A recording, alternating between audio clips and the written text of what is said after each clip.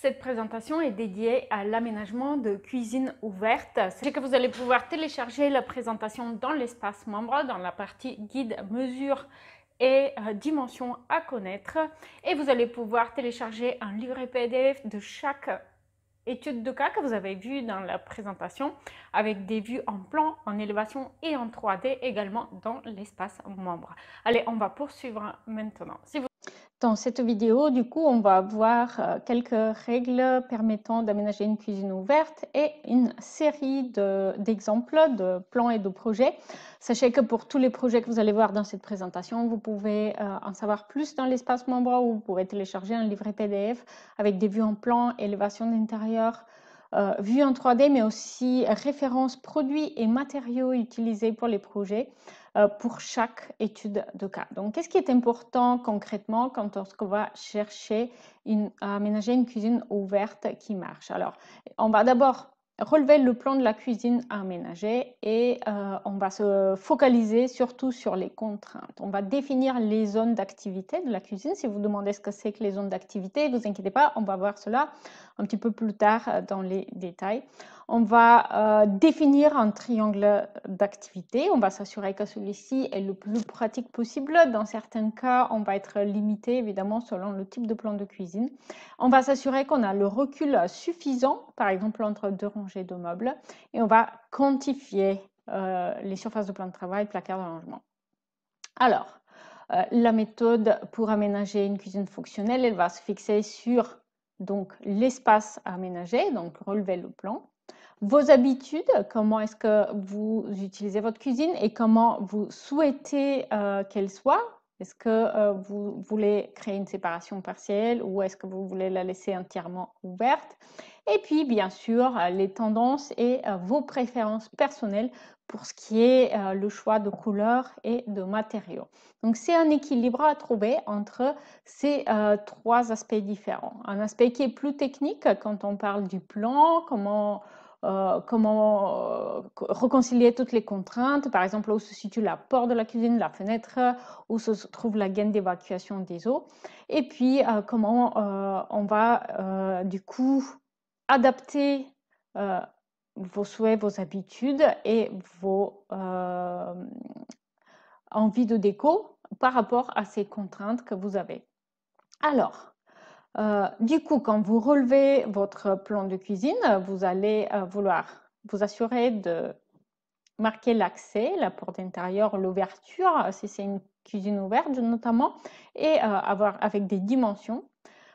Notez la fenêtre, où se situe la fenêtre, quelle est la hauteur d'allège et quelles sont les dimensions de la fenêtre, à quelle distance elle est par rapport à l'angle du mur. Marquez où se situe la gaine d'évacuation des eaux et puis en rénovation, vous allez marquer les prises de courant et les arrivées d'eau actuelles pour savoir s'il faudra ou pas du coup adapter certaines choses, modifier. Spoiler alert, dans la plupart des cas, ça va être nécessaire. Et voici qu'on arrive donc au triangle d'activité qui va être basé sur trois zones, trois types d'activités, donc laver, couper, préparer, cuire et stocker la nourriture. Et donc le triangle d'activité, il va définir des zones. Donc on va avoir pour une cuisine ouverte souvent une zone purement cuisine, une zone où on va manger, préparer, changer, et puis une zone où on va servir et poser des choses. Alors, je vous ai dit qu'il faut s'assurer à respecter certaines dimensions. Évidemment, là, vous allez regarder la vidéo et puis ensuite, vous allez oublier tout cela.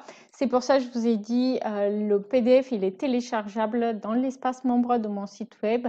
Il y a un endroit qui s'appelle Guide et mesures à connaître. Et donc là, vous allez trouver un PDF similaire à celui-ci pour chaque pièce de la maison. Et donc là, c'est celui pour la cuisine.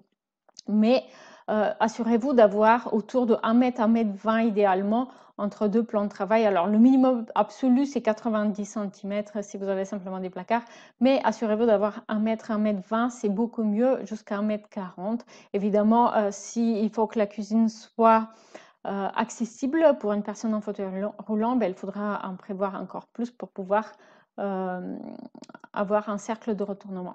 Alors, les plans de cuisine type. Quels sont les plans? Eh bien, le plan en U est un plan très courant et notamment pour la cuisine ouverte. Il a de nombreux avantages, comme par exemple avoir un triangle d'activité qui va être assez pratique la plupart du temps et aussi être une cuisine plutôt spacieuse. Inconvénient, par contre, on a deux angles aménagés.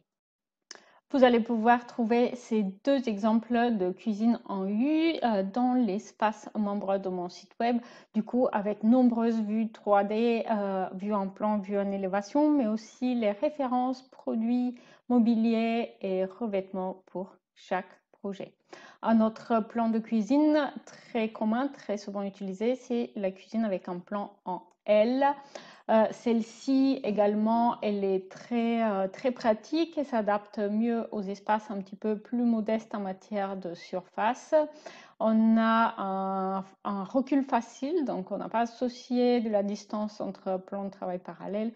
Il y a un triangle d'activité qui est par contre un petit peu moins pratique par rapport à la cuisine avec îlot ou avec un U. En revanche, si vous avez un coin repas dans la cuisine en L, eh bien, la table, elle est souvent utilisée comme plan de travail supplémentaire, ce qui la rend plus fonctionnelle également. Alors, il y a de nombreux exemples de cuisine avec un plan en L dans l'espace membre. J'en ai sélectionné 4 pour des cuisines de tailles différentes.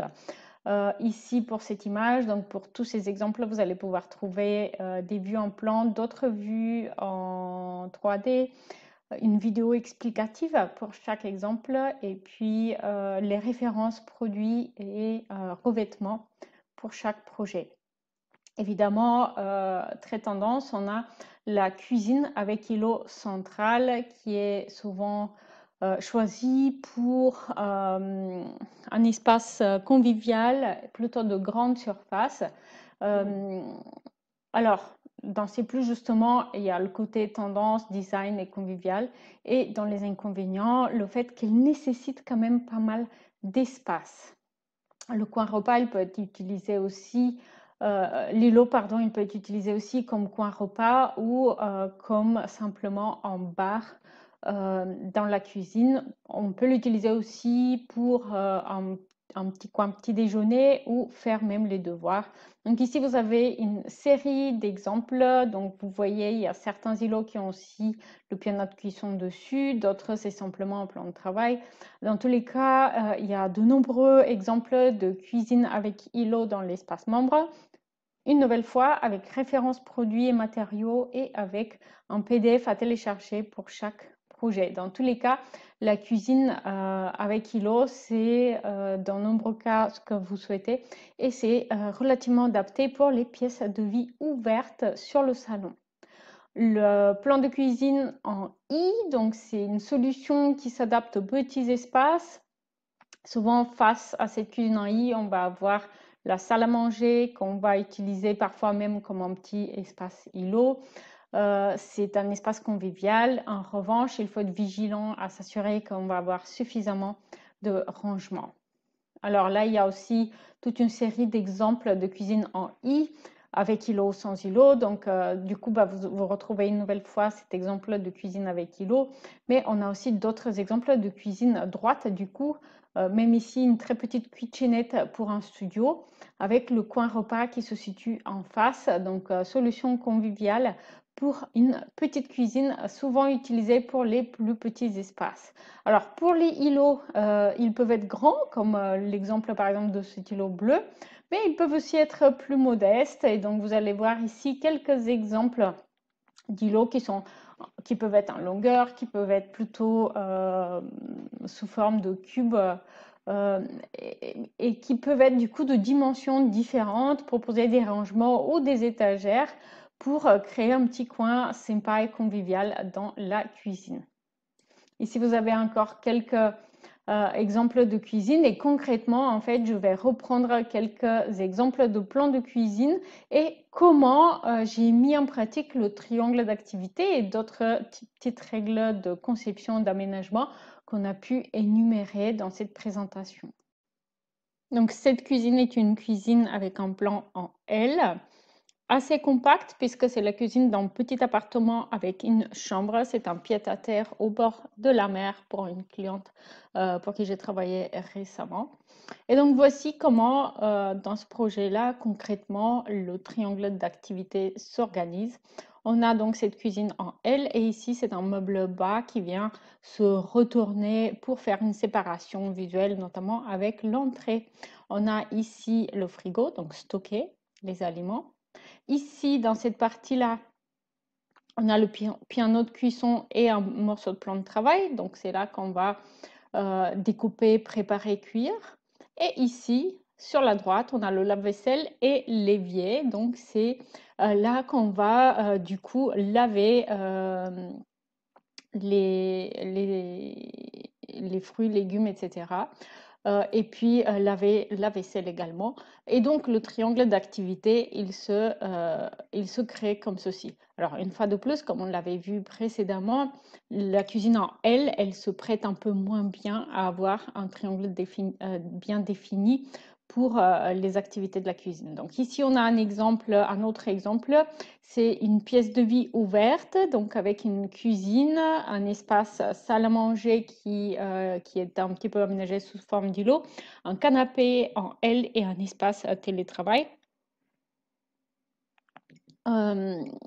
Donc un programme assez, comment dire, un programme ambitieux pour une pièce qui ne fait que 30 mètres carrés. Et donc cette cuisine en U, elle est compacte et chargée de rangements. Donc ici, on a une distance assez limitée. On a 110 cm entre les deux plans de travail. C'est suffisant, mais c'est pas non plus de trop. Je bouge ma tête pour que vous puissiez voir le plan un peu plus clairement. Donc ici, on a un frigo américain. On va stocker les aliments. Ici, dans cette partie, le plan de travail, mais très honnêtement aussi la table. C'est là qu'on va cuire, découper, préparer les aliments.